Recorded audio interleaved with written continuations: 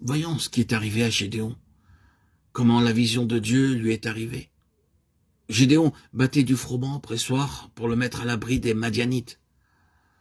Lorsque l'ange de l'Éternel lui apparut, il lui dit « L'Éternel est avec toi, vaillant héros ». L'Éternel se tourna vers lui et dit « Va avec cette force que tu as et délivre Israël. N'est-ce pas moi qui t'envoie » Juge 6, 12 à 14. Nous avons ici la révélation de Dieu à une âme timide et craintive.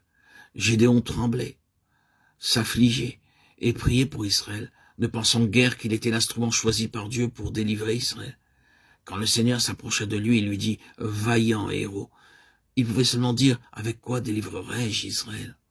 Lorsque le Seigneur nous révèle quelque chose de nous-mêmes, notre danger alors, c'est de passer à l'autre extrême, de reculer, de nous cacher, rétifs à sortir pour aller dans une œuvre offensive. Il se peut que Dieu se soit occupé de certains d'entre nous et que nous soyons brisés à tel point que nous tremblons et nous décourageons devant l'œuvre à laquelle il nous appelle. Nous oublions qu'il a choisi les choses faibles, même celles qui ne sont point, pour réduire à néant celles qui y sont. Peut-être que tout ce dont nous avons besoin maintenant, c'est justement d'une rencontre avec Dieu, comme l'eut Gédéon, de sorte que l'on puisse écrire de nous, comme il fut écrit après de lui, l'Esprit de l'Éternel les revêtit et les envoya dans son service comme de vaillants héros. Juge 6, 34. Le peuple qui connaît son Dieu sera fort et agira. Daniel 11, 32. Après ce bref aperçu sur Gédéon, passons à Job. Job répondit à l'Éternel et dit « Voici, je suis trop peu de choses, que te répliquerai-je?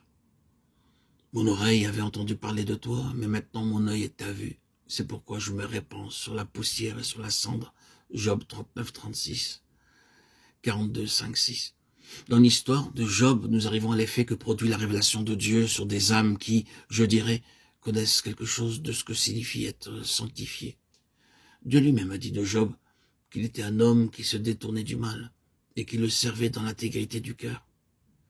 La conscience de Job était si libre d'offenses commises envers Dieu et envers les hommes qu'il pouvait affirmer « Je tiens à me justifier et je ne faiblirai pas ». Job 27, 6. Ses amis discutaient avec lui, mais il insistait en ce qu'il n'avait connaissance d'aucune offense qu'il aurait pu commettre.